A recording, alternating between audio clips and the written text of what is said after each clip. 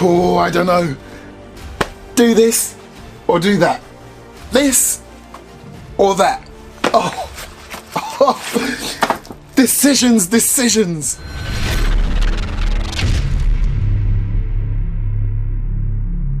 Today's video is sponsored by SwitAirsoft.com. All I know is this better be way better than this trash.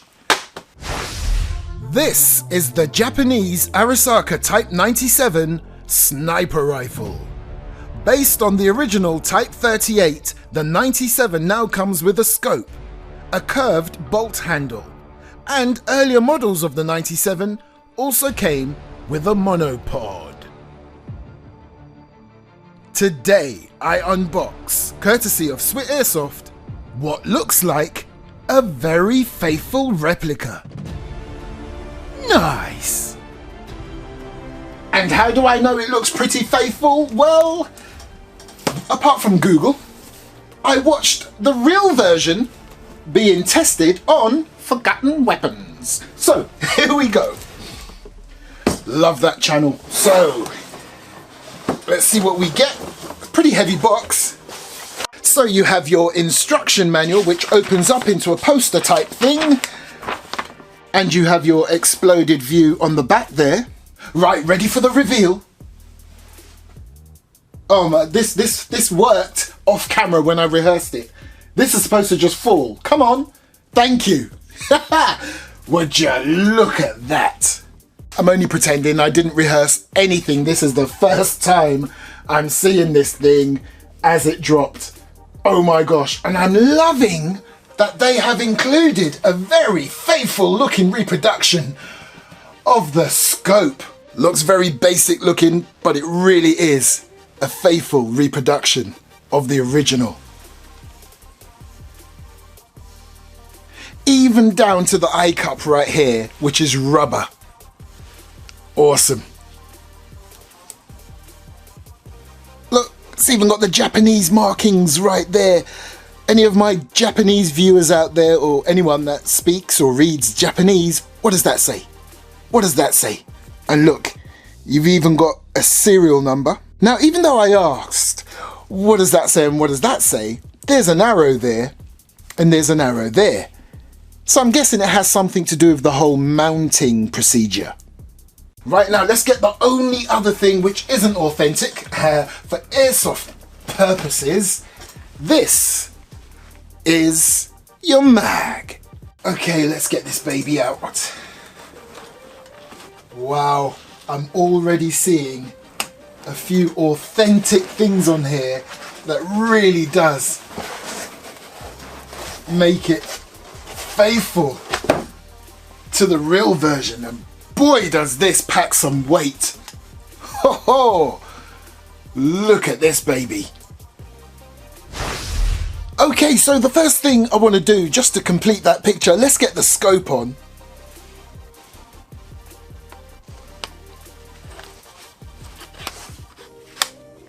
And as mentioned before, although I don't know exactly what that says, or the one here, it's quite obvious it's to do with this lever and locking this scope into place. And to initiate that, you grab hold of this, pull it up, throw this all the way back, and you can feel the tension as you're doing it, and it locks into place. Now, before we talk about the actual features on this and what it has on here and what's authentic and what's not, again, take a nice up close and personal look. You will see this is real wood. I'm really happy about that. You've got a metal butt plate right there, looking very weathered and worn. Again, I love it. Because if you're going to give me a weapon that's replicating something from World War I or World War II, I want it to look a bit battle worn. Although this does pretty much look new, there are some little, I don't know if it's a defect, but they're very good defects because it makes it look very authentic. I mean, look at the top of that piece of the wood right there. No issues with that looking like that. Okay, so let's just look for more markings on here before we talk about the features. So yeah, so I've already shown you those right there. And then the scope has its own serial number. And if you look on the weapon itself, it has a matching serial number to the scope. Now, again, those of you that know my channel quite well will know that apart from me doing research by reading actual books and looking at various websites, I also go into certain YouTube channels where you have experts who know everything you need to know about the real firearms and historical weapons, and one of those, as I've already mentioned, is Forgotten Weapons. And the reason why I'm mentioning his channel again is because when I was looking at his video to do with this, the real version, he said it's quite rare to get a matching serial number on the scope and on the rifle itself. And again, thanks to Airsoft, we got a matching serial number. So, as we look for more authentic looking markings, would you look at that on the scope? And if you look there, you've got a different set of numbers there. Now, the one on the top is to do with the magnification of the scope, which, just like the real version, isn't that powerful at all, but it did the job, apparently. What other markings have we got there? Look on the top right there. So, let's go through the features, and if we spot any more markings, I'll shout it out. If you see any and I miss any, shout it out in the comment section. So, on the bottom there you have your metal rear sling point, and let me just say this once and one time only so you are under no misconception: real wood and real metal everywhere else, not a scrap of plastic externally anywhere. So yeah, your trigger guard and trigger, again, I'm loving this weathering. I don't know if that was intentional or just poor manufacturing, but it really looks the part. There's that awesome, authentic looking scope.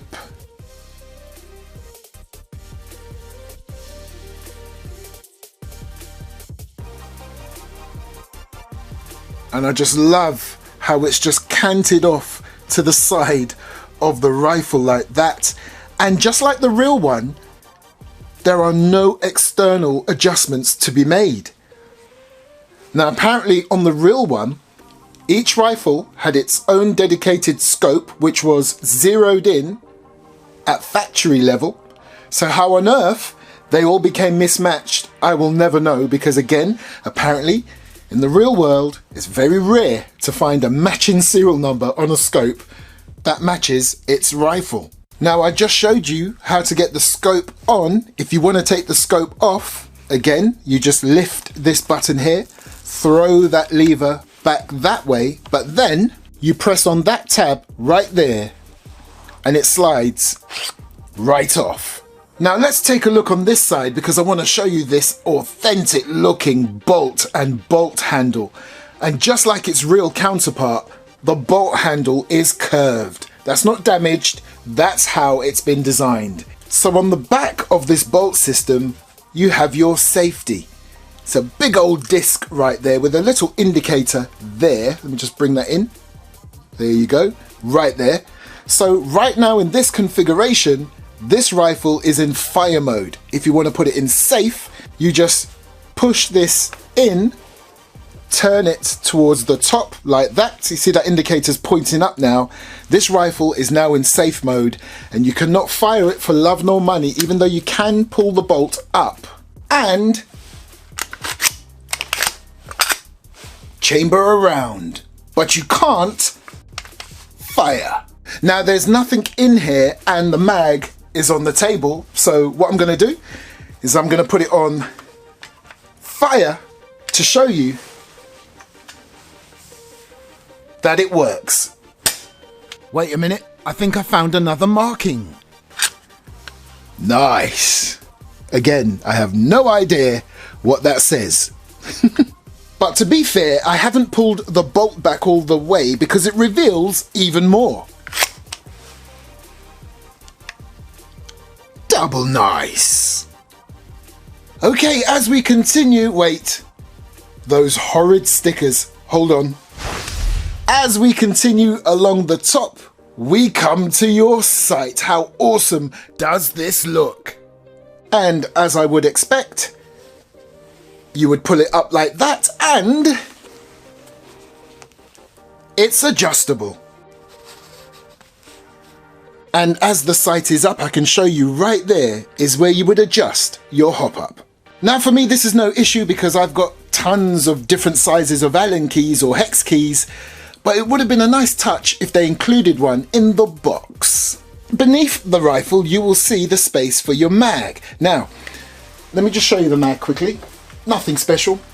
Standard little plastic BB mag, but the thing is, some people don't like this. Some people would prefer for this to have like shell ejecting like the real thing, but again, when in airsoft you are supplied with a magazine like this, it's more practical. Come on, I love a shell ejecting airsoft weapon. You all know that by now. But for practicality, it's nice to have a mag full of BBs so you can continue firing during gameplay and not worry about losing any shells. So as we move along, we have your front sling point. And this is what I like about this particular airsoft representation. This is literally based on the early model because again, during my research, I learnt that if the Type 97 sniper rifle comes with a monopod, that means it's based on the early models of the Type 97. So at the business end, you have a bayonet lug, a mock cleaning rod, your front fixed sight, so there is no adjusting to be done there, and of course you have your barrel. And I love it that the inner barrel is set far back enough so this looks quite authentic and can be quite handy for movie making. And when I say set far back, I really mean set far back. Look at that, it's all the way down there. Lovely. So even from that angle, this looks like the real thing.